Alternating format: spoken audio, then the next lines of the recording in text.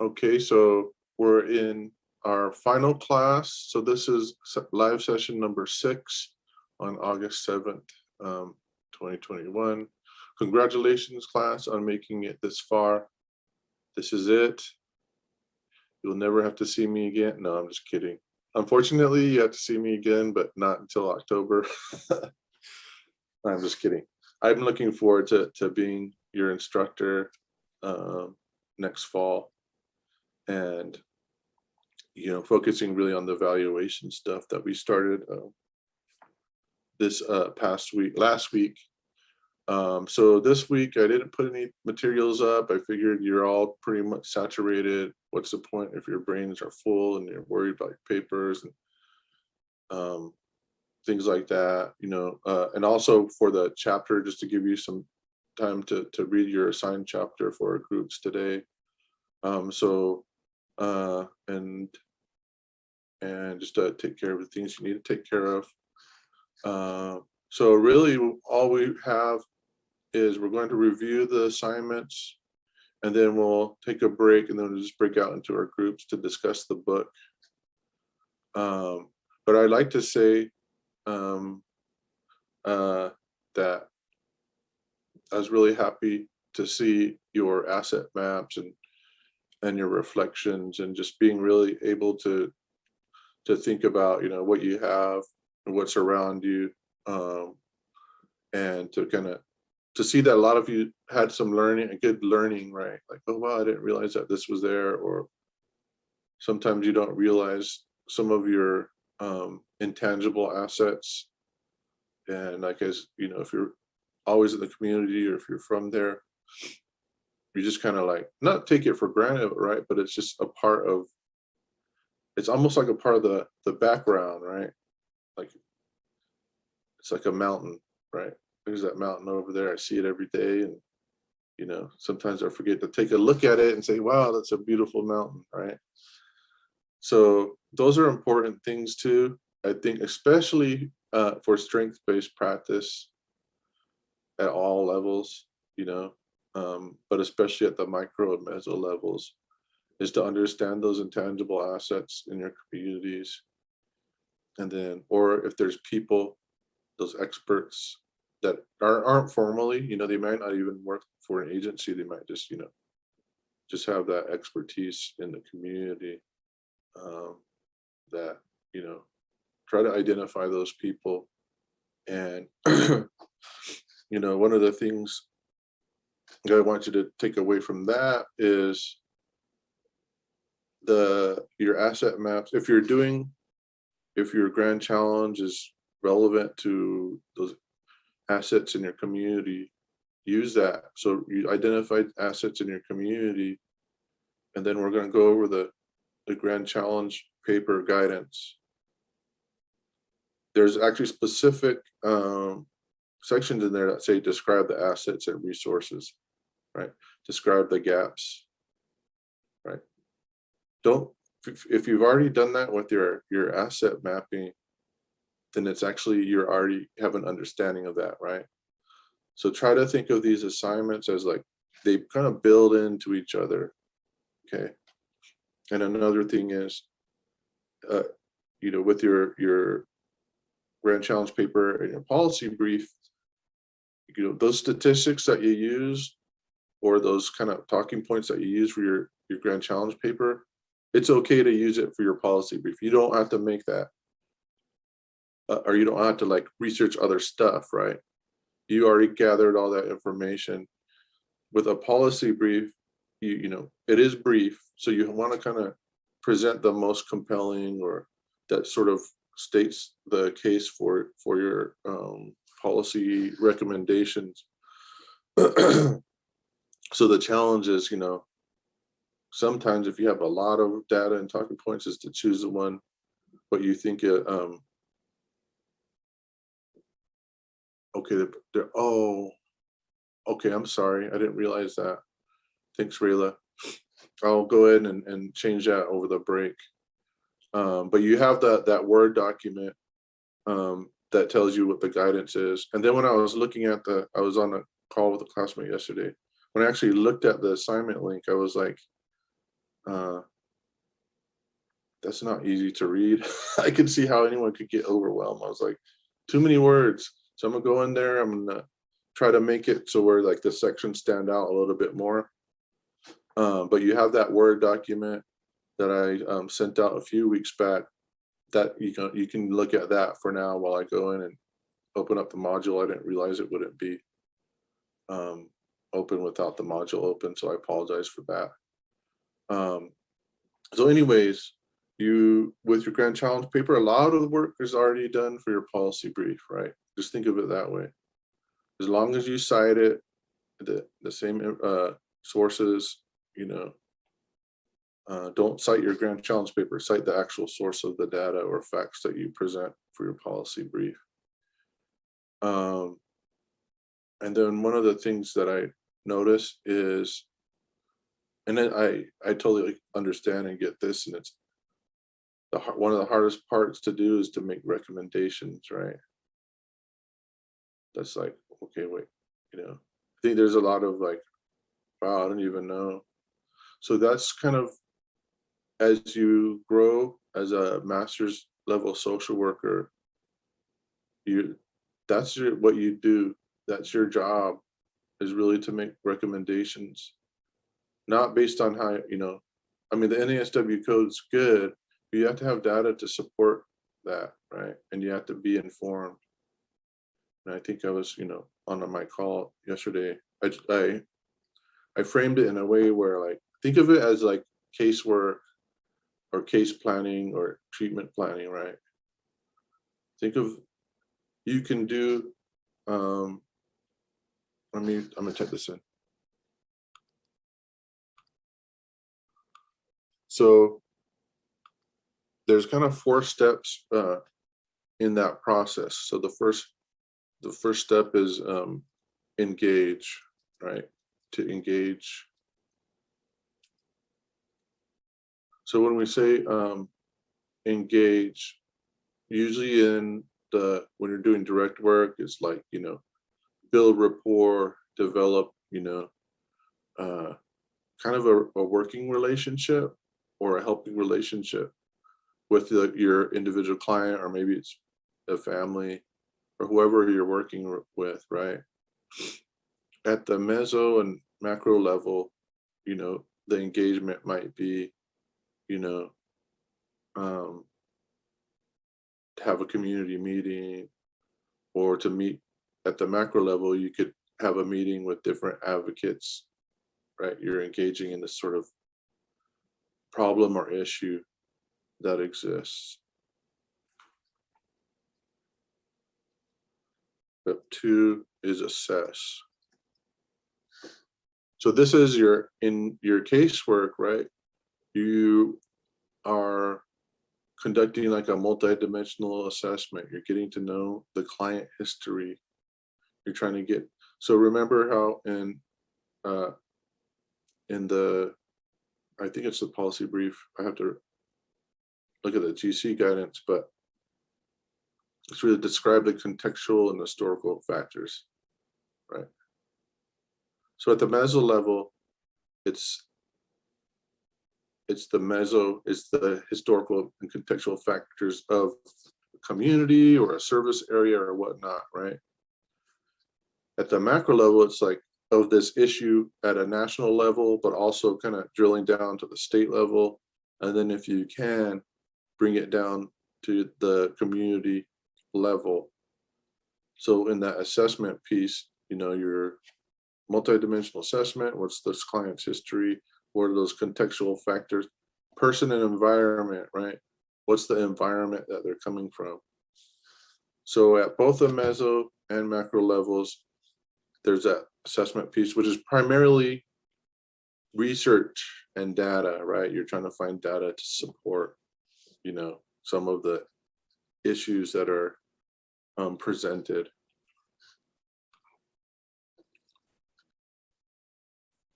Then step 3 is an intervention. And so, the intervention piece is kind of like, okay, what what are the possibilities or the actions that you can take, and what can you include into a case plan or a treatment plan. So you're also planning the intervention. And so you have to have data, right, to plan an intervention. So if you think about, especially for your policy brief, it's your policy alternatives. Think about that. If you have a client who's struggling, and well, let's sit down with them. The reality is, if the client doesn't have some guidance around change, their issue will persist, right? Whatever that is, those issues are, their presenting problem won't get better. So in your policy brief, it's, if there's no intervention, same thing, right? What does that look like? What does that look like a year from now? What does that look like?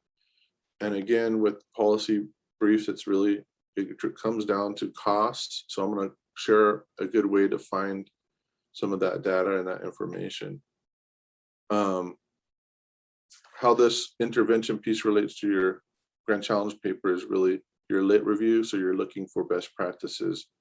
You're searching for different types of ways that this has been addressed in different cases, communities, examples. And then you're also thinking about, okay, how will this be an intervention? And then the final step is evaluation.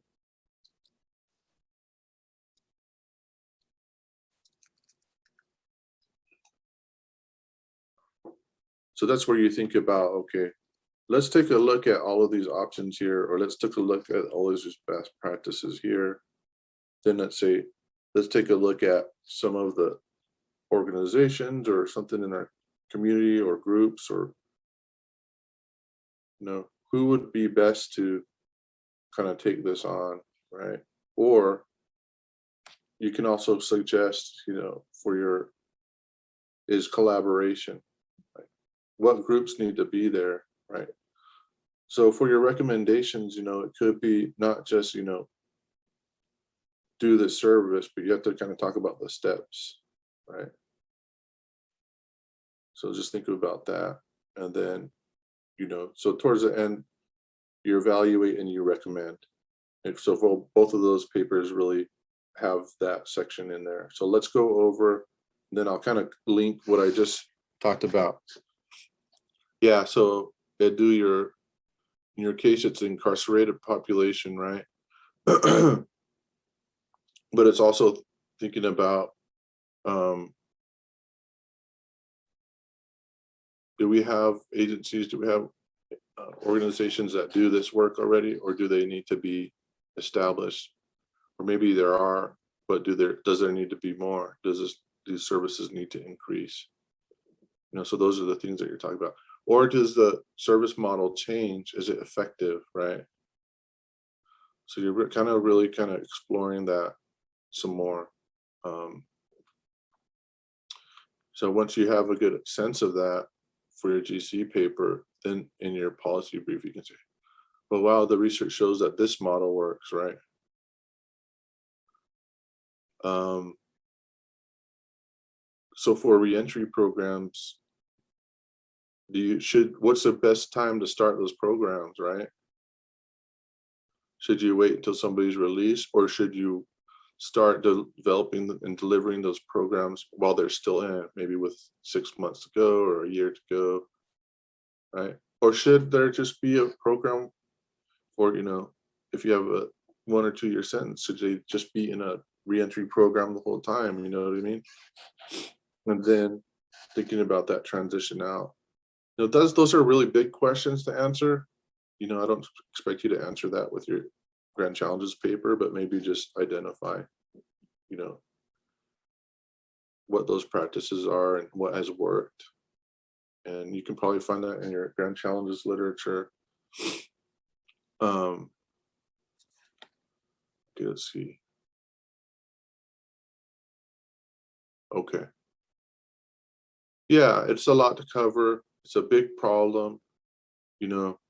Maybe think about one or two. Actually, I think that it says 2 or 3. So what are some best practices for your issue? So what are some models that have been delivered, right? And then maybe talk about the time when that services begin in any program, right? We can't just do the reentry right when they leave. We have to kind of prep our incarcerated citizens, or they may not have voting rights. I think they're still citizens or people, before they get out. Enough ample time needs to be, and effort needs to be put in while they're in the system, right? So it's a big problem. It really is. And you're just starting to really kind of think of it this way. So I don't expect you to be like an expert, but if this is what you want to do, post MSW, I think it would be helpful for you to kind of really learn more about this grand challenge. So any questions?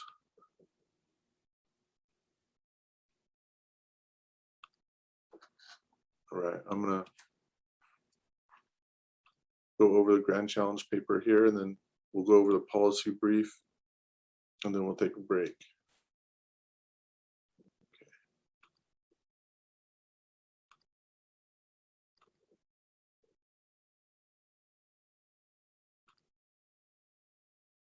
Okay.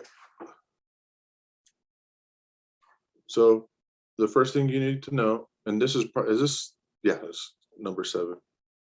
So I messed up. I'm old school. I'm more used to version 6. So disregard this part, the headers, and I think you still need to have page numbers, but disregard the headers. Those aren't required for student papers anymore. So, and I forgot to take this out. This is actually, I'm reusing this from last year. We don't need an abstract, so don't worry about that. Try to keep it to 7 to 10 pages, but you won't be penalized if you're over. I'm not going to be penalizing you for that. Use as much space as you need to, but around 7 to 10 pages kind of demonstrates that you did the work and the research necessary to kind of cover those questions. So 10 sources are required. So 10 governmental and academic papers. When I say academic papers, is it's not just journals. I think the grand challenges. So for your yellow dig, you were asked to take a look at there's the concept papers, and take a look at the policy recommendations. So you can cite those, and that'll count towards your sources. If you cite the website, it won't. So my recommendation is, if you see it on the website, try to find it within one of those grand challenges papers. Let's take a look at, I'm gonna go over one of the grand challenges with you. And feel free to hop in if you have any questions as I do this.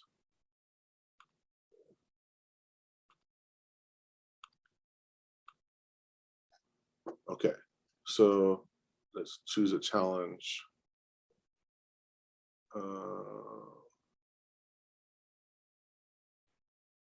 Let's do this one.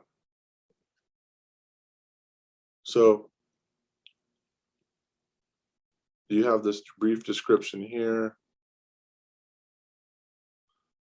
So the great thing about the brief description is it's a paper, right? It's an academic paper.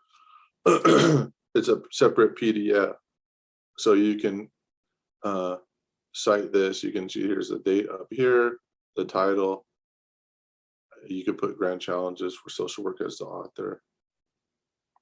And then you can see it really just gives you the basic information.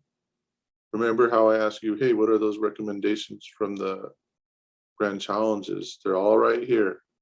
It's all in front of you. You just have to kind of search around on your grand challenges paper. I have a question on that. Uh, For recommendations, can we be able to, to search for something else? Or do you want what is on the grand challenge page? I would say, yeah, definitely. The grand challenges aren't the only viable source, but if you do, you want to get it from either a governmental source Oh, okay. or a scholarly article. All right. Okay. Thanks. Yeah, definitely. No, that's a good question. Yeah, and some of those governmental sources are really good. And sometimes these papers cite those governmental sources.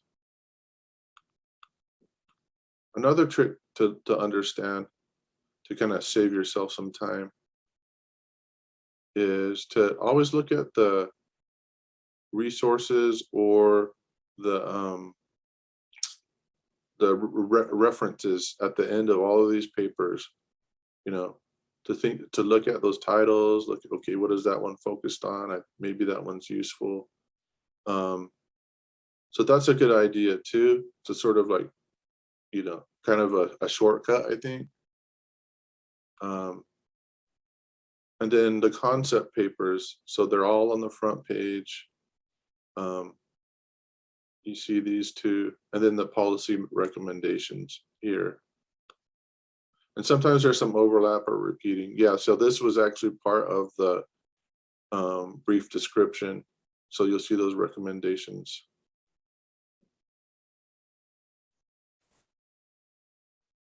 So again, there's academic paper number 2 that you could cite. So that's two towards 10. And then you got your concept papers. Okay, so take a look at those. It's right there. It's kind of pre-packaged for you. If you're having trouble, like, have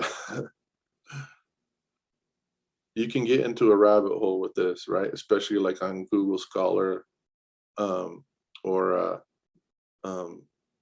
libraries, because it just gives you thousands of different like resources. It's like, oh my gosh, it's a little bit overwhelming.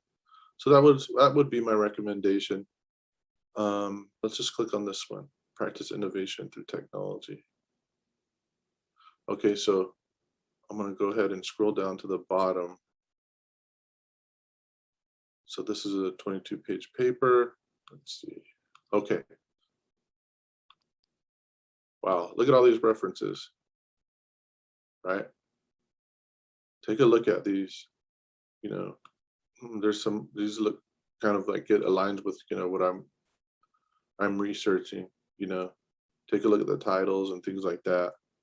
And then so what you can do, you copy the title of the article. You can either search for it in ASU libraries, and that's the one search, or you can go to Google Scholar and search for it there. You'll find it. It'll pop right up. You should have access to it. If you're having issues accessing something, let me know, and I can kind of help you through that.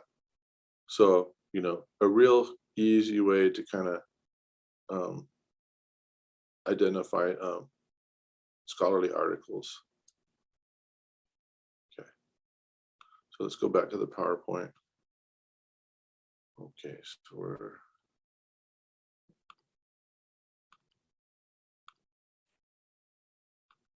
okay. I'm just going to do this. Yeah, so this is, now that I look at it, it's a lot of words. Basically, these are the different points. And then what I'll do is I'll post these up, and you can kind of read these for yourself. This is probably easier to read than the assignment link at this point. Gives you additional guidance. So the lead scholars, they're on the front page. If you click on their name, you can go to their own bio page, and you can find out some of their research interests. I know that there's one of them that has like 8. Just do the first 2 or 3 is fine.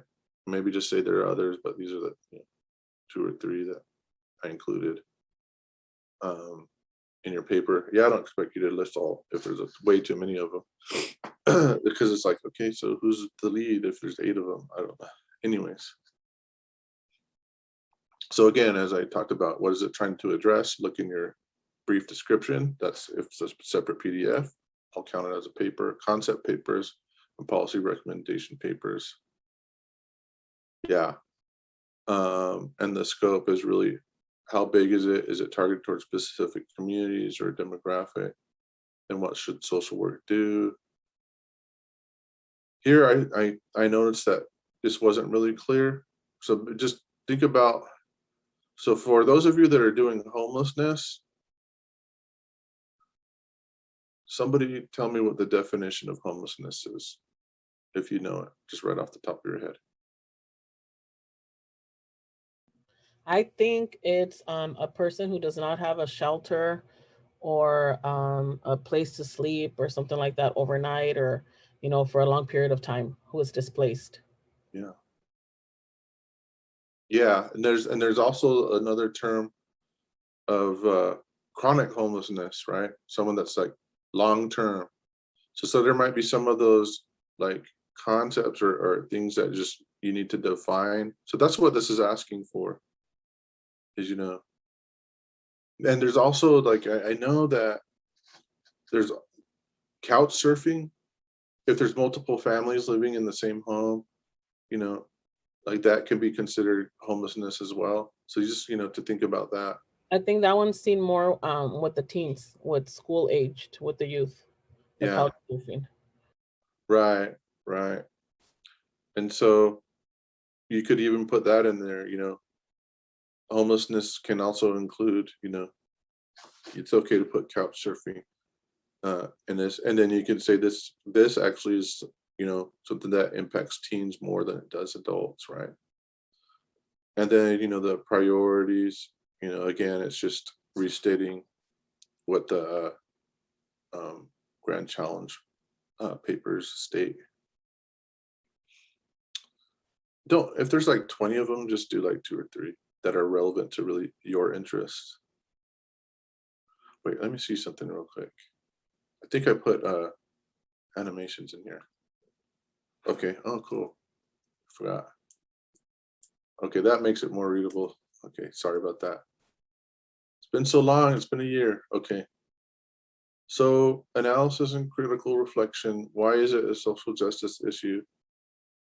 So remember that a social justice issue is kind of how something disproportionately impacts groups of people, one group of people over another, right?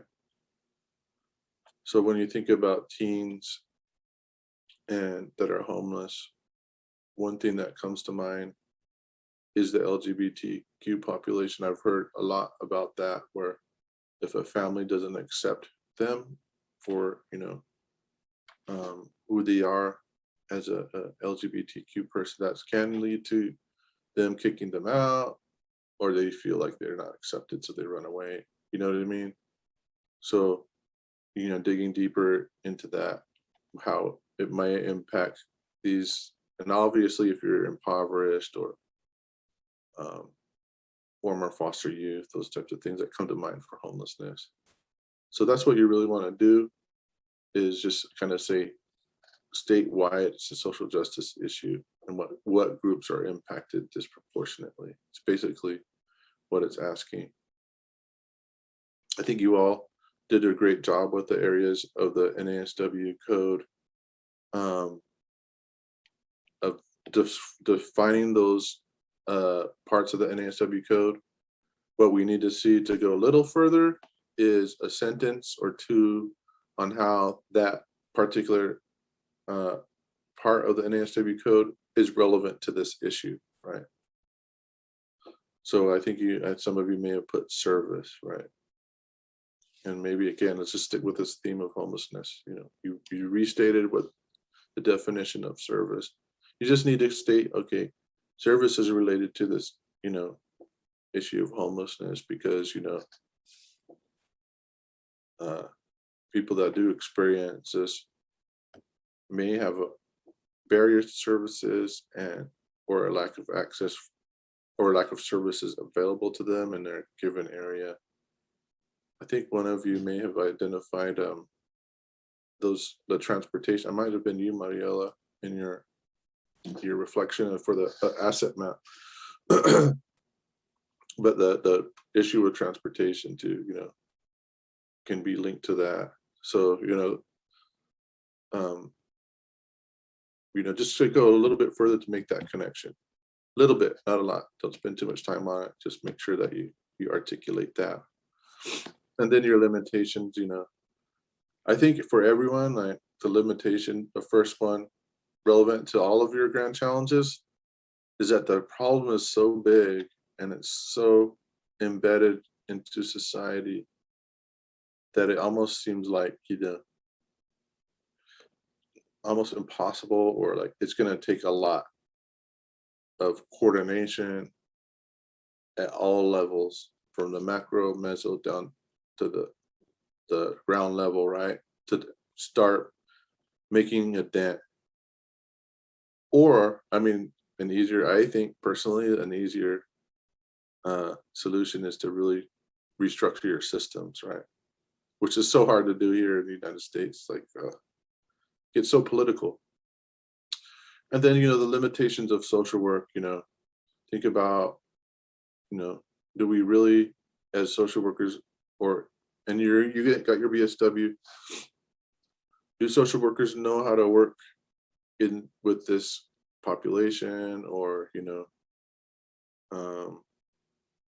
was this included in your BSW, right? Maybe just from your experience in your BSW programs, that might be it. Social workers, another thing, remember what we talked about last week, what do people want? What do social workers want? Professional development and training, right? Social workers may not have the competency at this point to address these issues, right? They need training. So that's another limitation. Always comes up. So think about that in terms of your limitations as well. And then another one is, it really is missing something here. I don't feel that this addresses the way that the Grand Challenge looks at this. It's really missing something that's relevant to my community area or my population. Like Ramon, me and him had a conversation about the reentry, decarceration, and does it address veterans issues, Ramon? From what you see in the Grand Challenges literature? No, very, very little, but it's more recent too. But no, not really. Right, so put that in there. This Grand Challenge does not address veterans populations and issues with incarceration and decarceration, something like that, right? And that's a limitation. So yeah, think about that if it's focused on populations of interest to you and within your service area. So, oops, I forgot, this was actually, I did a video with these last semester. So I think I'll probably do that again. I'm trying to move this. Do you all have like the window and you that gets in your way, like when you see people? Yeah. Okay, so I can't read that, but.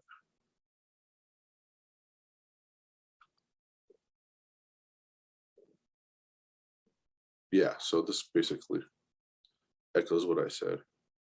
And then this banner right here in the middle, and I'm sorry, my pointer's not working. Think about macro meso ethical considerations. Just to disregard the live session 2, part 3, that was from last year.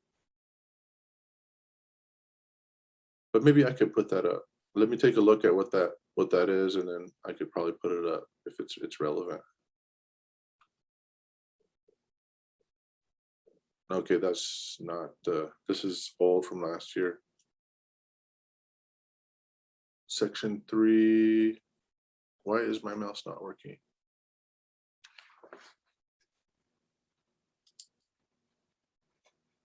Whoa. Maybe it's telling me we need a break. Let's do this. Let me fix this. Let's take a break. Let's come back in about, what time is it? Oh my gosh. Okay. It's 53. Okay, let's come back in 12 minutes. Let's come back at 10:05 and I'll make sure this aligns with the actual guidance. And then, so yeah, when I turn back the camera, I'll give you like a 2-minute warning. And when I turn the camera back on, let's come back. So let's take a Sounds break. good. All right, thank you.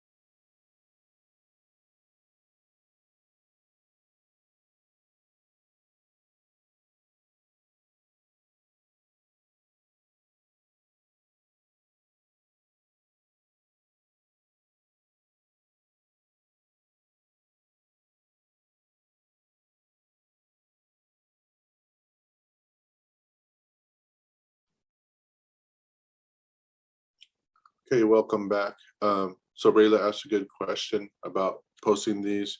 Yes, I will post them shortly after class. I think this is way easier to read than the actual link, but I'm gonna improve the link to make it more readable. I was looking at it with Bridget yesterday. I was like, oh. Sometimes I do a brain dump and I'm like, oh yeah, this makes sense, but that's what that's what goes on in my brain. So I was like, too much going on in there. But and so I think this is definitely more helpful. And I just realized that what I did from this year to last year was I switched the two sections around. So that's why that I was looking at geographic impact is local impact. So that would be section 2. And let me start sharing here. So we're stepping back. So after section 1, you go to section 2, local impact. So we didn't go over that, but it's basically kind of what I've been pretty much really reinforcing with the class is just gonna try to apply it to your area. You know, because the purpose of this program is so that you can go into your community and be social workers, start to make change. So really, if it's how it's applicable, what does it look like if you have statistics? You know, present those. And if you don't have like that level of statistics, it's okay to present state level. I don't have a problem with that. You could just put, you know, local statistics were not available, but you know, the trends in my area, Imperial Valley, Yuma, San Luis, Borderlands, or wherever it is, Somerton. You could just say that they tend to be aligned with these stats, or probably, or you could say that it probably impacts more, right? We just don't have the available statistics. If you do say that, if you say there's no statistics available, put that in your pocket as a recommendation, right? When data is not available, frame it as a need, right? There needs to be data. We need to actually do some research or do a community assessment to get this data, right? That could be one of your recommendations. Just remember, when there's no data, it's a need. The data is needed, right? So think about it that way. Disregard this banner right here. This is from last year. So I keep forgetting. Okay, there's live session 2, local statistics. Okay, I'll have to change that when I upload this. We talked about these areas, so we'll move on to the next one. Okay, so your literature review, the dreaded literature review. So you've already gone through the grand challenges, literature. You know, like I said, try to cite those papers. Those will count as academic papers. Do your best. If you don't get to 10, don't worry about it. You know, try to get as close to 10 as possible. I don't want you just to cite something that you didn't read just because you want to get to 10. But try to, you know, in your classes, there, you know, we'll have to think who's your professors. Typically in master's level classes, they'll require 10. I've seen 20 and it's like, you know, like, oh my gosh, I got to do 20. And so, you know, it's expected at the master's level to try to, you know, get as much research. And a lot of professors don't accept government reports. That's because I think that they don't realize that the scholarly literature typically cites those government reports are the primary source of data and information sometimes, you know. But I feel that they're just as valuable. And then I put another one in here. I guess we could include that is the national organization. So me and Bridget we met yesterday, and maybe Bridget, you can step in and just talk about what were those national organizations that you looked at, that we looked at together, and kind of what you found on them. I'm sorry to put you on the spot, but I think it's be nice to hear somebody else talk. Yeah, that's no problem. So there was, I believe it was AARP, and let me just pull that up. So that national website that has a lot of good data, and there's like a search Uh-oh. area where you can just like put down your grand challenge, and it really helps with it really includes a lot of like good useful information. Let me find that other one. I think it was National Council on Aging or something like that. Mm-hmm. Yeah. There's that one, and there might have been another one, but I can't seem to find it right now. I have so many tabs open, so many windows open too. And then we were talking about the policy paper, but it's still relevant to the Grand Challenges paper. And Bridget, your Grand Challenge is social isolation, right? Eradicate social isolation.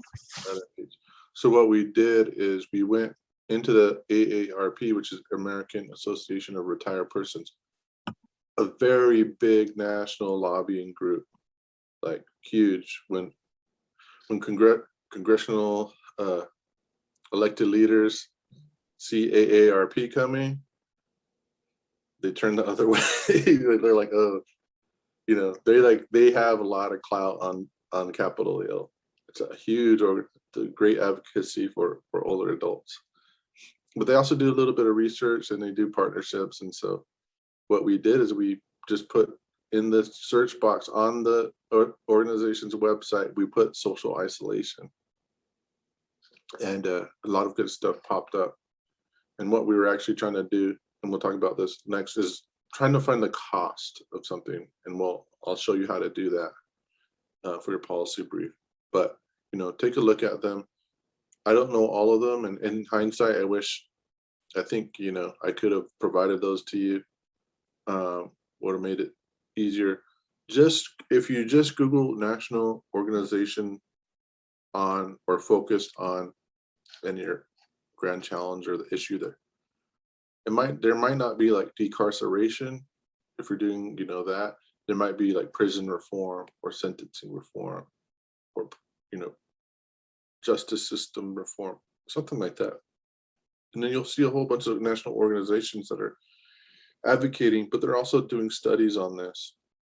And so those are good sources too. So I'm going to go ahead and include those for this assignment as well, that will count towards your 10. And the interesting thing is, like, when we went to the national, one of those organizations, they actually had AARP. They cited AARP. So you can see, oh, okay, they're connected. They are talking to each other and working together on these issues, and specifically social isolation for Bridget. So that was interesting to do, and she kind of saw how I did that. But I think we had the rabbit hole too, right? You can start getting in. It's like, okay, let's go more.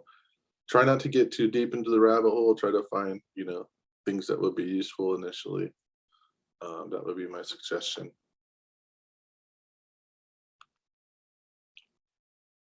Okay, so I think this is where your community asset map connects to this first two bullet points. What are the assets and resources, right? And what are the gaps and resource limitations, right? So those are the two things that you've already done. So don't try to like overthink it. You've already done it with your asset maps. So just kind of restate what you put in there, and that's fine, right? Provide analysis of a community organization might integrate best practices or promising practices. So yeah, I mean, let's just kind of, and I'll tell you now, like, always think funding first. The organization is going to need funding, right? Funding, professional development, take a look at last week. Remember we did the sustainability factors? Some of those things that were on there were collaborations and partnerships, evaluations, some things like that, that you think that, organization can do to start to integrate some of those approaches and practices. So, and what we're talking about is the identified in your literature review. Okay, so this,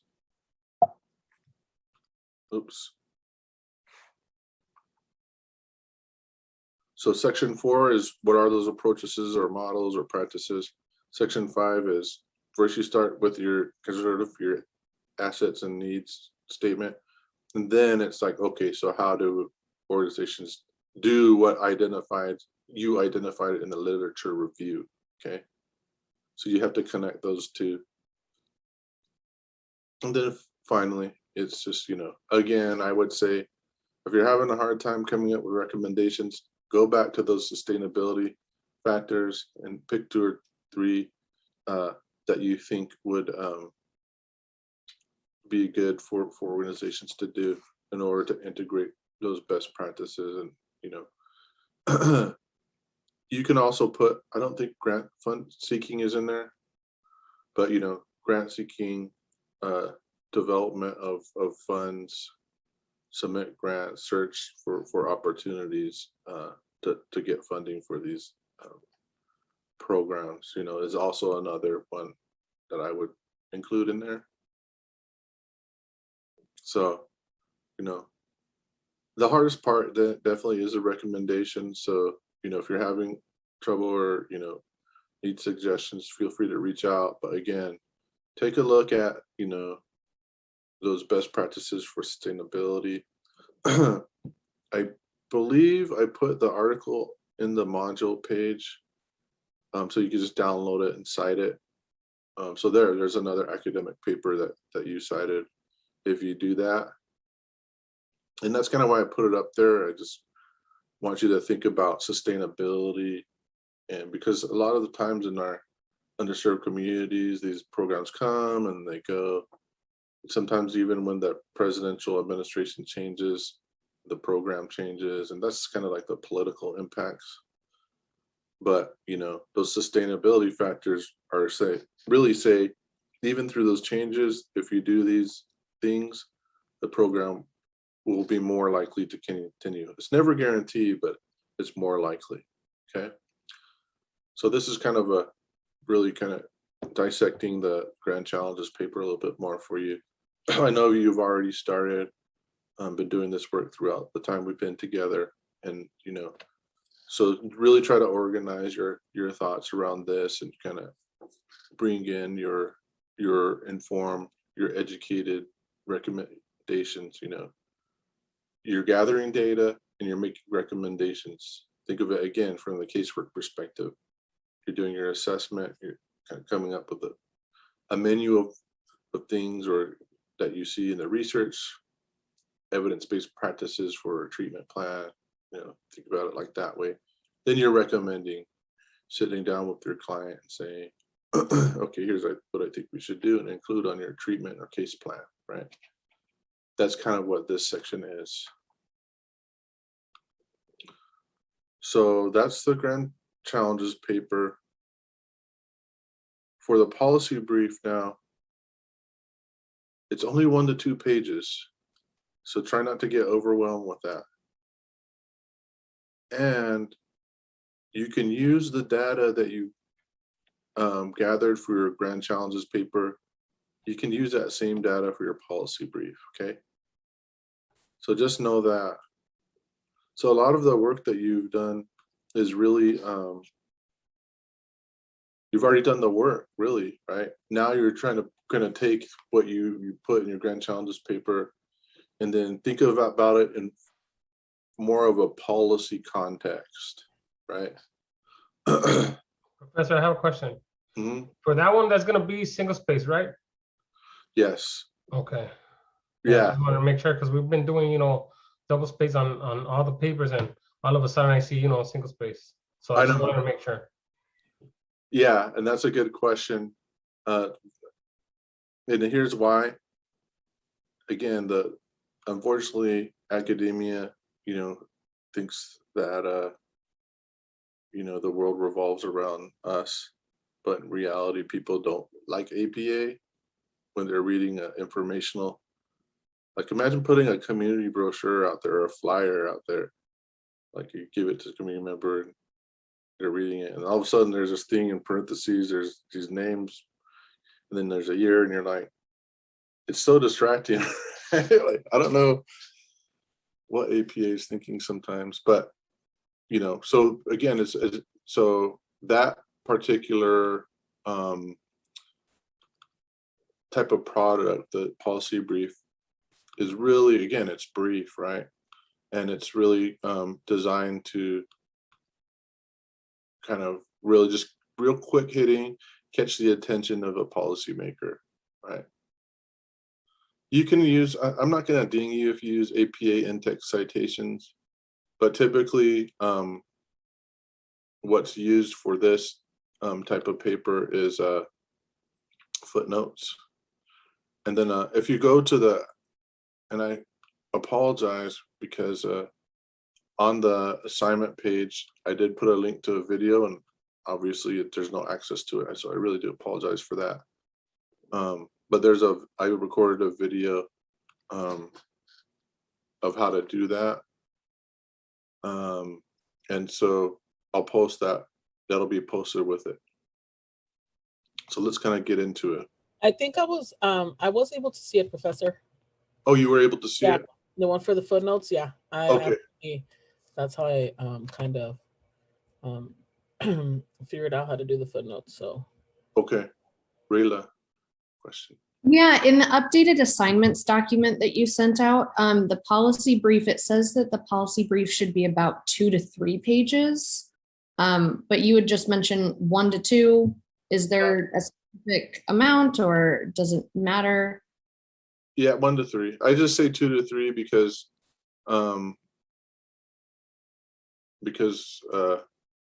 usually it's 1 to 2. In real world, real life, a real good policy brief is 1 to 2 pages. You keep it on one sheet of paper. But if you do 3, that's fine. Okay. Yeah. 1 to 3. If you can get it all on one page, kudos to you. Even better. That's a good one. But make sure all the elements are addressed. Okay. Good question. Okay, policy brief. All right, let's see what I did here. So this one on the video, so it's a little bit different. Mariela, I noticed that there was 1 or 2 things that needed to, hopefully these changes came in. Okay, so that's right. That video didn't include the conclusion, but I'm gonna assume that everyone here knows how to do a conclusion. And I'm gonna share. Okay, sorry about that. Do you see the policy brief? Oh, did I? Do you see the, no, Not yet. My screen's black right now. I don't know about everybody. Oh, there it goes. I see the PowerPoint. okay, good.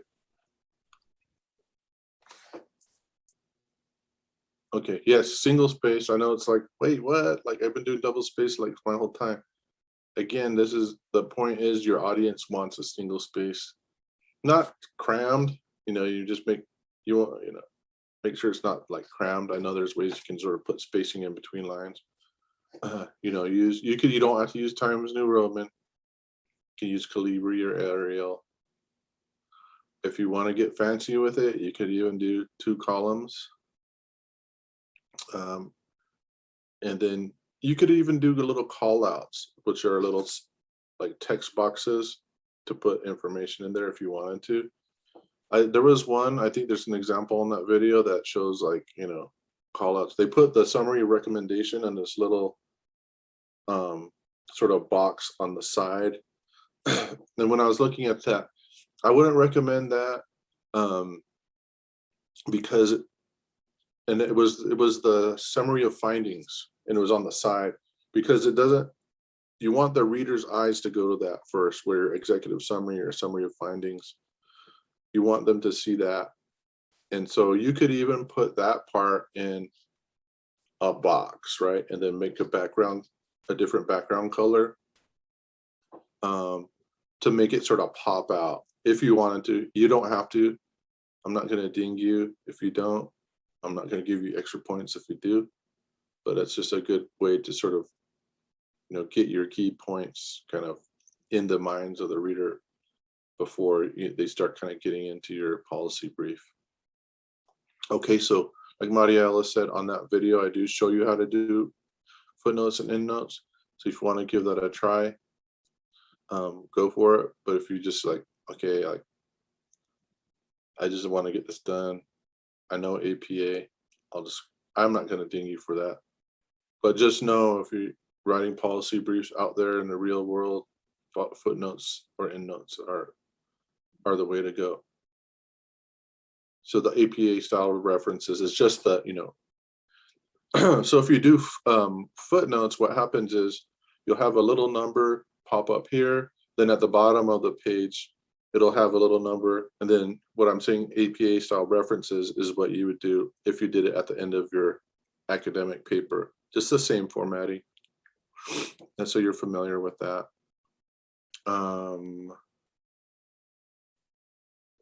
So I put 2 to 3 pages, like Rayla, if it's one page and you can fit it all on, kudos to you. As long as everything's addressed. So Stephanie was a student last year. This is a really good, I thought it was a really nice link. So you'll have that, take a look at that.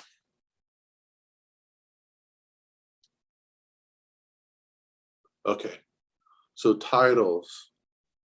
This isn't an academic paper, so you don't have to be, neutral with your titles. You can be, compelling. So a not so good title would be homelessness in our state. A better title would be ending homelessness in Arizona or California, or even in your local area.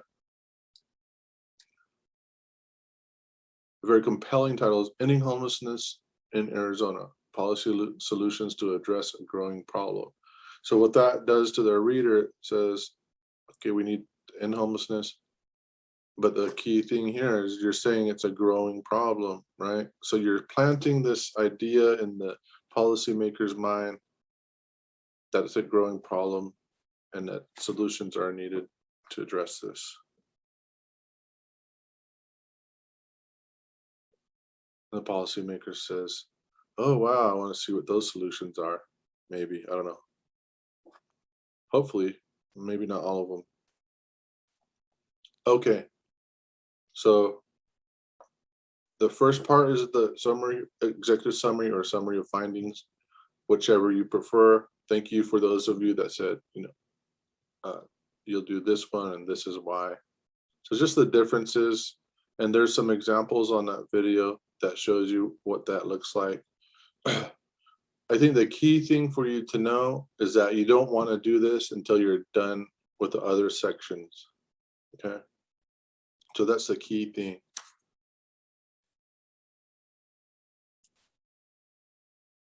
You choose one.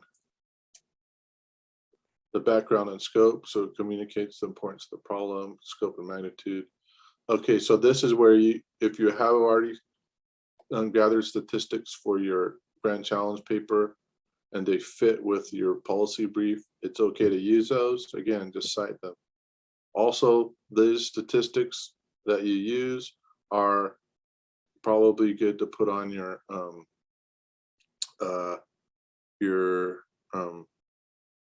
infographic too. So you're kind of killing 2 birds with 1 stone. So think of it as a background to your painting. This is Bob Ross. If you grew up in the 70s and 80s, you know who he is. On your PBS station, you may be able to see how he starts paintings, and if not, Google him. It's very relaxing to watch Bob Ross paint. And then the policy alternatives. So think of this as a menu, okay, of specific things that need to be, that could be done. Always the first thing that could be done is to do nothing, the status quo. The reason why you're saying that, again, remember the title, it's a growing problem, is to say, if we don't do anything, the problem gets worse, right? And a really good way to frame this is, and the costs will go up. And I'll show you how to find the cost of something shortly. And then additional policy alternatives will propose course of actions or a set of actions. So when you're doing these, make sure, like if you say, we need services and we need funding, or we need more services or funding for services, and we need funding for outreach and awareness. Separate those two, right? So one is funding for services, that's one alternative. Another alternative is funding for outreach and awareness, right? So try to kind of do it just on a real singular basis. You're listing out alternatives. I saw some of you, which was really exciting as an academic, saying, you know, gosh, we still don't know what this problem is.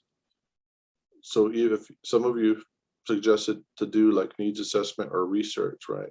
So that would be another alternative to do research. We still need to figure out how this impacts the local areas, or, you know, underserved areas, you know, especially when you think about infrastructure, lack of internet, all that stuff. Okay.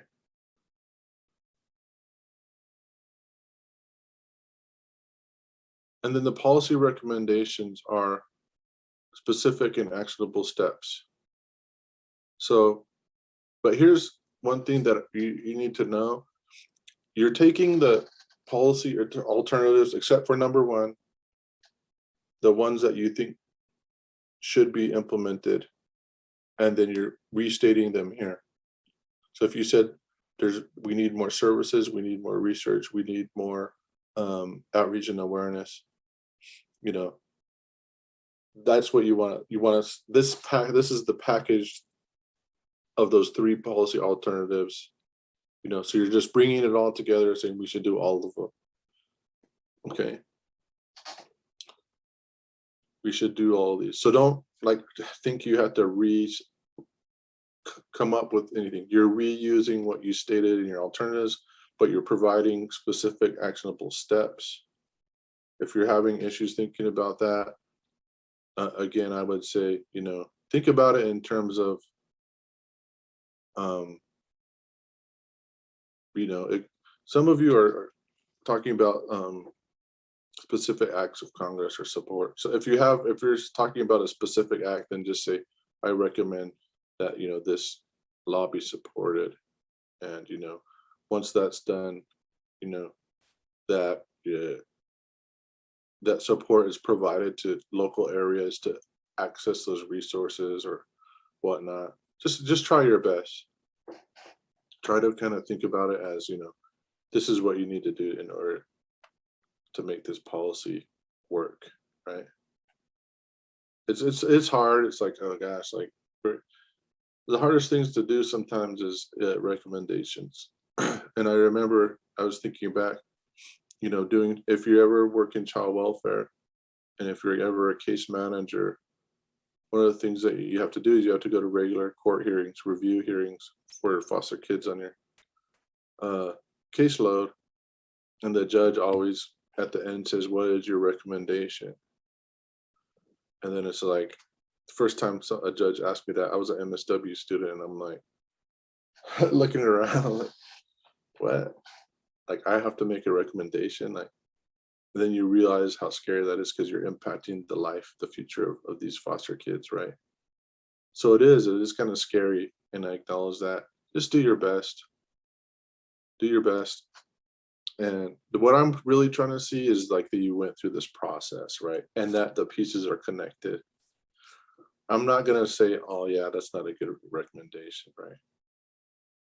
You know, just that you did it, you're providing specific actionable steps for a policymaker to take, or maybe even if you're focused on maybe a community, or, you know, I think the audience for this is policymaker, but, you know,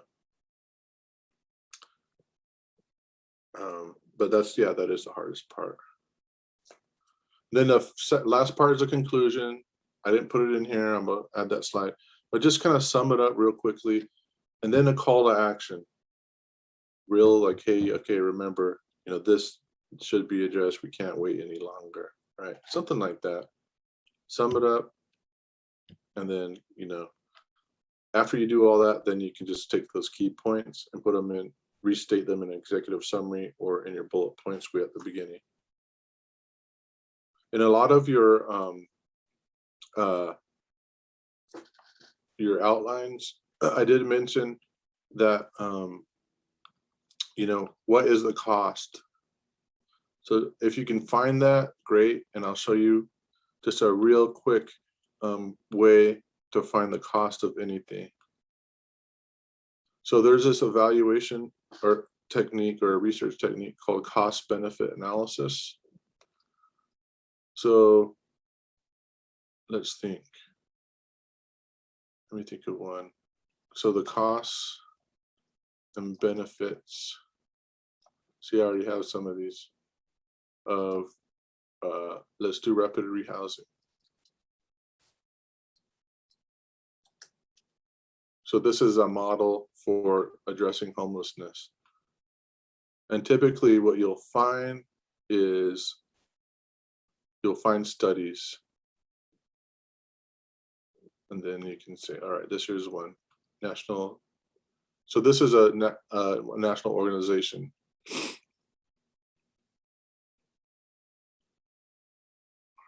Right. So the monthly income increase for participants by $100 between program entry and program exit. Okay, good. The cost, average monthly cost of rapid rehousing was $880, significantly lower than transitional housing or emergency shelter. So that's like a really nice citation there if you're interested in rapid rehousing as a part of your recommendations, right? Or you can put costs to society of, okay, let's do drug abuse.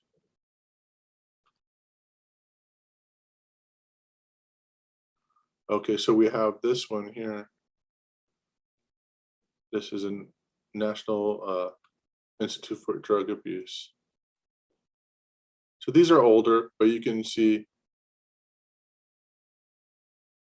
740 billion annually in costs related to crime, lost work productivity, and healthcare. So these are the costs, and then that breaks down the costs, right? On a yearly basis. I'm not sure what the difference. Oh, there's healthcare and overall. Use the overall one, right? You want to mix, use the bigger number, or you could just say drug each year on an annual basis. The problem of drug abuse costs $740 billion annually. Can you imagine if we put $740 billion into another way to do this? I mean, there's different perspectives on it. There's a, you know, there's a movement towards what decriminalization, right? And taxation, but you could also put into prevention, right? You could have, you know, different ways to address it. There's so many programs that you could do with that much money, right? And so what you're saying is like, yeah, the problem is getting worse. It's costing us $740 billion annually, you know. So if we actually invest upfront in prevention, we'll save money in the long run. That's what the real idea around prevention is. The problem is like the research part and convincing lawmakers that this is an investment that's going to save money, right? So those are the things, you know, societal costs, the costs and benefits. So just do a Google search. If you can find something that's related to your policy brief topic, you know, it just supplements your argument even further. So you'll see some of those comments in your outline, and that's kind of what I suggest. Give it a try. If you can find something, great. But I think moving forward as advocates in your community, and or even at a state level or national level, to remember, don't forget those things, because sometimes you're going to be out there and you're not talking to social workers anymore. You could tell them that the code of ethics says this, this, and that, and they're going to be like, so what, right? They might be like more conservative. They're more worried about, you know, and they may also have those attitudes, those old attitudes that, you know, oh, you know, those people are, they're not worthy, right? Right. So saying that they're worthy to them might not change their mind, right? Saying that they deserve dignity and respect, unfortunately, they may not believe that. But when you say that's costing us $440 billion every year, that's going to get their attention. You know, yeah, we got to do something about that. We need to, you know, what is proven to address these things, right? That's what their question is. As a researcher, academic, we're always like, well, we need to research that more. Give me some money, I'll tell you, right? So that's where academia comes in. I think some of you, I did suggest that. If you are suggesting research or that we need to explore this problem further, then what you should ask from your policymaker is, we need funding to research this problem, number one. And number two, that funding needs to be directed towards research in underserved and rural areas, if that's where you live, right? Because what happens is the money gets to the universities typically want to study in urban areas. They don't even try with tribes. No, we're not, tribes aren't gonna. That's because universities don't have relationships. They don't take the time to develop them. They don't trust the universities, and there's a reason for that. So, you know, we definitely want research dollars, but we also want to recommend that they're spread, that they're targeted equitably, right, to underserved areas. So think about it that way too. It's a lot, I know, but if you're saying, hey, we still don't have a good idea what this issue is looking like in certain areas, then I would suggest, you know, including that. And here's a hint for you all. Academics love it when you say in your conclusion, more research is needed and more funding for this type of research is needed. They'll put a happy face on your paper because they're like, yeah. Because they're researchers and they understand that. So that's a little hint, a little grad school hint to take with you. Always in your conclusions, say more research is needed. And it's true, right? We always need to, you know, do, as social workers, we're always assessing, right? And reassessing. That's what we're saying through research. Okay, so let's do this. Do y'all know your groups? Your chapters? Okay, I'm gonna open up the rooms. Let's go into our rooms and we'll have 15 minutes. If you guys need a 5-minute break, do that. And then we'll come back. We'll just do quick hitting discussions. Okay, so Rayla, if there's a lack of data, then how do we cite that? Yeah, I think you don't necessarily have to cite that. You can just say, you know, are you saying this from your perspective of doing the search for that data? Rayla? Yeah, I'm talking about like, so you mentioned in the grand challenges paper that like, if we're researching a specific demographic or we are researching specific statistics and we can't find any, that is an indication that like that data doesn't exist or that like that is an area that needs more research. Right. And so if I were to mention that in a paper to say that like, you know, specific statistics related to developmental disabilities in incarcerated populations is XYZ and I can't find that, Right. how should I say like this needs more attention? Does you might, I think, you know, with developmental disabilities, they may try to combine that with like mental illness, Mm-hmm. and that's the problem, right? It's not the same thing. It's not the same thing. And so I'm just kind of wondering like if there's not the research that I need or that I'm specifically looking for, if I can't find that, it indicates that that is a, like, that's an area that's a need that needs to be changed or it needs more attention. But then Right. I put that into a paper and then how should I cite, Right. or do I need to cite that like this isn't a thing? Here's what I would suggest. You could say in your background scope, you could say, while research has shown that there's a disparity in people who have diagnosed mental illnesses for the incarcerated population, there's little to no data. So then you could put your citation there of, you know, where you found some of that data around mental illness. While there's data available on incarceration of people with mental illnesses, citation, comma, there's little to no data available specific to developmental disability, right? And you know what I mean?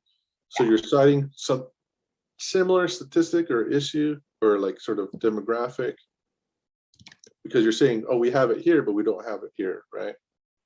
That's how I would do it. Or you could, you know, you could just state it too, right? Okay. But I think by stating that, oh, we do it for mental illness, we don't do it for this, is actually more compelling because you're like, oh yeah, we're just like completely leaving out this population, right? Okay. So that's how I would do it. So that was a good question. Yeah. Or, yep, Maria, there is a gap in the research and data available, you know, and this is an indicator of, you know, a need to do more and more resources around this. Good. Okay. So what about in Rayla's case, something that comes out maybe that there's, you know, other people talking about it, about not having any, you know, data or not, you know, I don't know. I mean, I'm just, you know, thinking about it. Yeah. You know, just finding something in the internet or a website just specifically to talking about, you know, there's no data in regards to what she's, you know, speaking about or talking about in the paper. Right. So then you would cite that source that says that. Yeah. You could say according to whomever, you know, there's a little data for this on this topic for this particular population, or if it's just overall, you know, or if you can't find it, if we're looking for your local data and you can't find it, that's another thing that you could say is, you know, there's very few resources for data on this, on the impact at the local level right here. So then you would probably recommend a community needs assessment and more funding for community needs assessment for areas that don't have data, right? More research, those types of things. So yeah, and if you can find it in the literature, even better, because then that supplements your argument. But like, you know, in Rayla's case, it's such a hidden population. It just doesn't even, people aren't even thinking that, right? So yeah. So okay, good questions. If you have any more, please let me know. Here's what we're gonna do, because we're we're kind of short on time.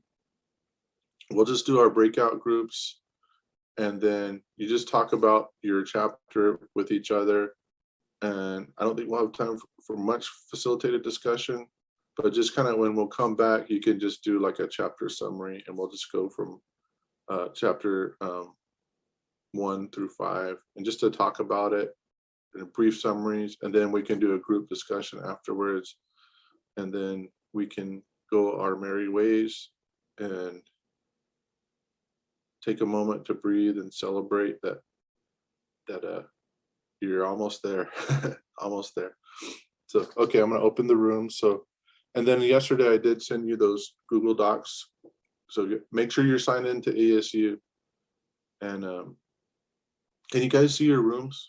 Are you able to choose them? Okay.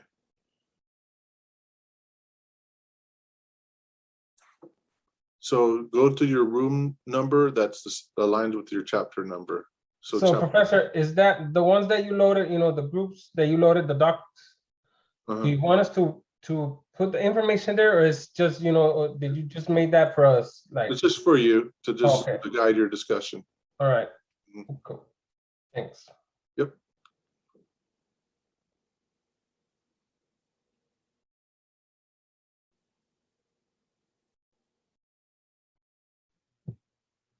So how do I go to the room? Does anyone know? I've never done it before. There should be, maybe at the bottom it says breakout rooms.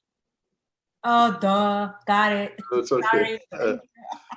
I've never done it on my end, so I wish I could give you more information. So at the bottom there should be a breakout rooms. Click on that, and I think you should be able to choose your room. Well, I did, but it's not letting me go. It's like, Let me see. again. What chapter are you? The 5. Okay, let me see if I can do it. Okay, so go ahead. I think you should.